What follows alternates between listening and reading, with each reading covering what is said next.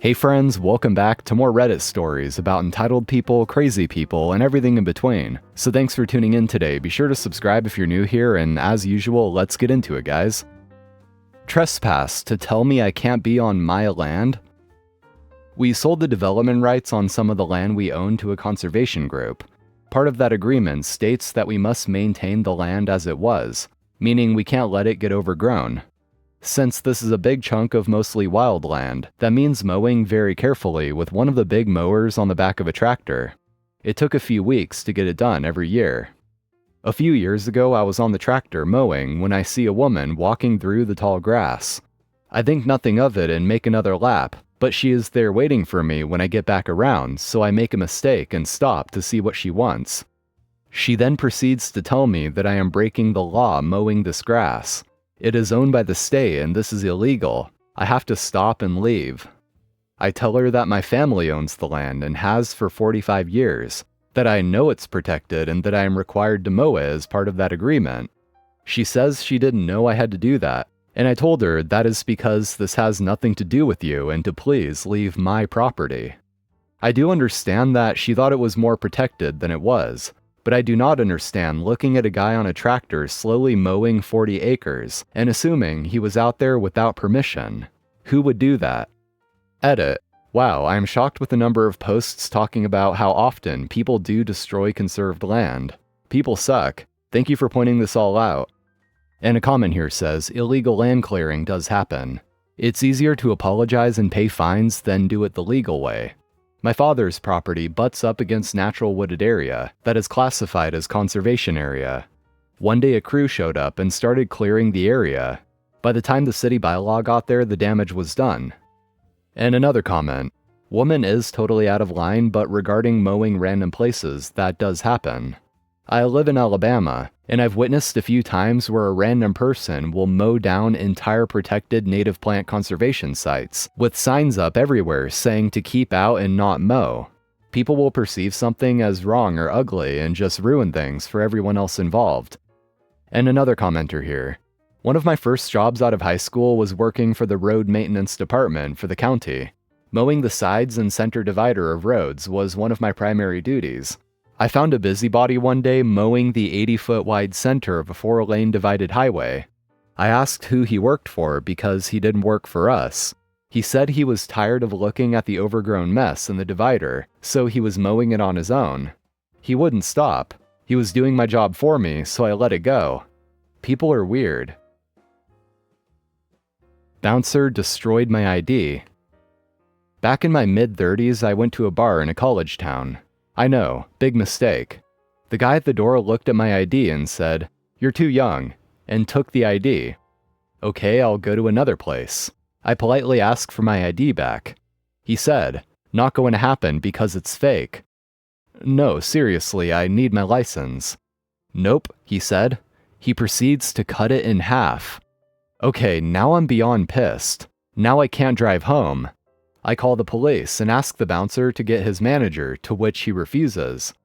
I let him do his job until the police arrive, then walk back up to him for the pieces of the license and his manager, not caring that there is a line. I ask the police to run my license. The look on the bouncer's face when he found out I was in my mid-30s. The manager was kind of confused about what was going on, but when he understood, he offered to pay for the cost of a new license. I never went back to that bar, and I still have the cut-up ID somewhere. And a commenter says, "So I work at a casino. I'm a security guard. If we are handed an ID and the guest requests us to hand it back, we are required to give it back in the same state it was given to us, regardless of whether or not it's fake. It's their property. That's called theft and destruction of property. If they leave without it and it's fake, it's then turned in to the state cops stationed at the casino." Yeah, the bouncer definitely went way too far by deciding to cut up the license. I mean, sure, it is his job to check IDs, and I don't know if bouncers go through any kind of training to be able to check if IDs are real or not. Maybe it depends on the place. But either way, I doubt his employer had ever instructed him to cut up an ID that he thinks is fake, so that was just a bad move on his part. And also, not even to mention the fact that he didn't think the ID was fake because of the ID itself. He just assumed OP looked too young. And on a similar note, here's this one as well. Threatened to call the delinquency officer. I am cursed with perpetual baby face. Even at 41, people mistake me for a college student. I was 22 at the time, working at a small privately owned pet store. I was in college and arranged my classes to be off Tuesdays and Thursdays so I could work.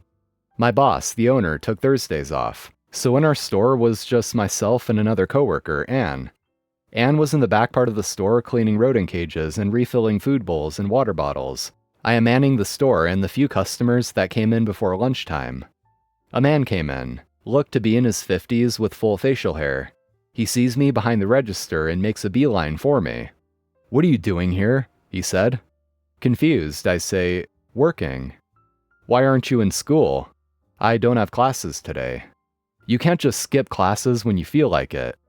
"I'm not skipping. I don't have classes on Tuesday and Thursdays." "School had classes today. You can't skip because you want to. I'm calling the truancy officer."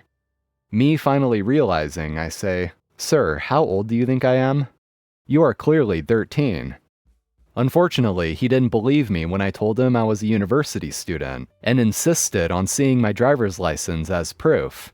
I refused and told him if he truly believed I was 13 and truant, to go ahead and call the police, and I would show my license to them. He eventually huffed off, never getting whatever he came in for. Police never showed up to drag me back to school. Anne never noticed either.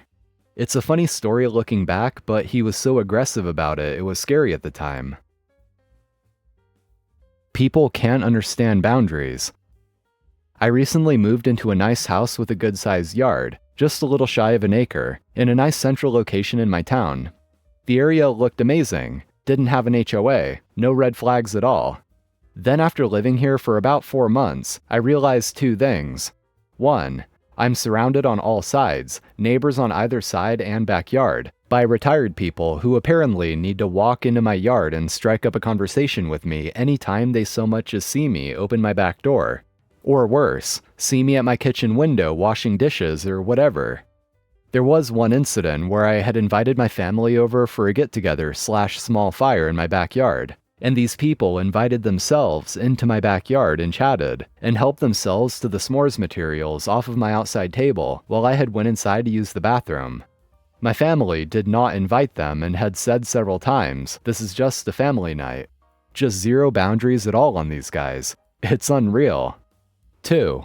The neighbors all have dogs, but apparently no fences and let them free roam, which is problematic for so many reasons in our area of town.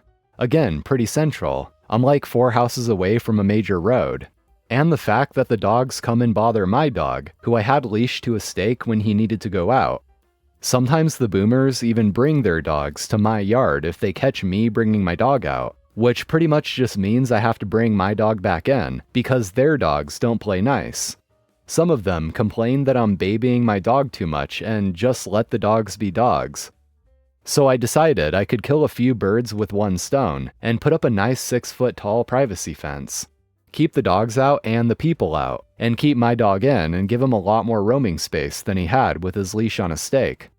With the slope of ground in the neighborhood and all but one house being 1 floor, only one neighbor a few houses away, who also seems cool and I've still had no issues and I think only one conversation with a 2-story home would be able to see into my backyard, or my kitchen window, without physically entering my backyard. Fence went up a little over 2 weeks ago and I thought that would be the end of all my problems. I put up a couple of signs on the gates. The typical "keep gate shut, dog in yard" sign, and a "no trespassing please" sign. Very visible and close to the latch. My God, could I have not been more wrong? The second day I had the fence up, I was grilling a few burgers out with my dog, thinking I was finally going to have the perfect home, and one of them opened my gate and walked into my yard while saying, "Thought I was smelling something good, how have you been?" Then sat down in a chair while I was a little stunned and he said, "Haven't seen you too much lately," with a chuckle like he was trying to be funny.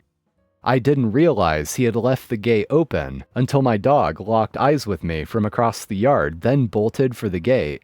Thankfully, didn't get far.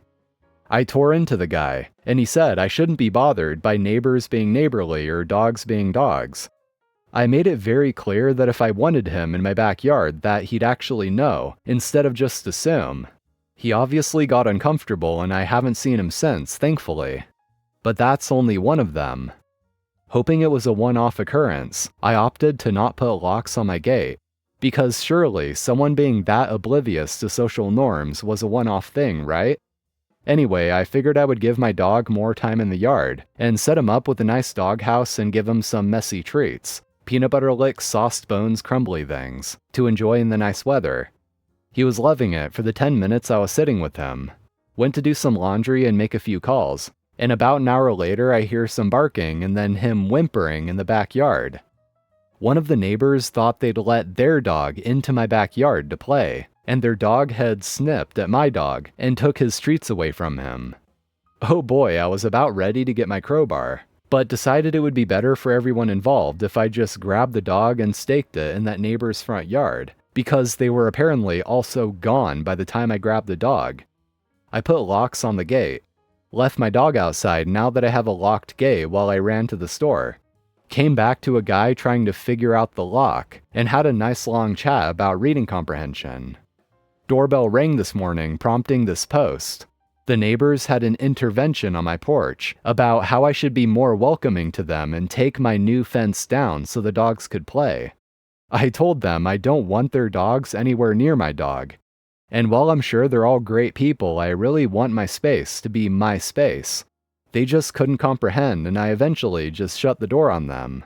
I can't believe I moved here and want to sell now. Alright everyone, that's it for today's stories. Thank you for watching, I appreciate it. Be sure to drop a like and subscribe for more Reddit content. So take care, I'll see you next time.